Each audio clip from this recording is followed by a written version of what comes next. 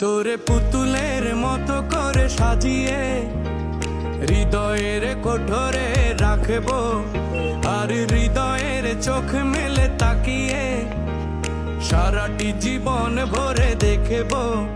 তোরে পুতুলের মতো করে সাজিয়ে হৃদয়ের কোঠরে রাখবো, আর হৃদয়ের চোখ মেলে তাকিয়ে সারাটি জীবন ভরে দেখবো।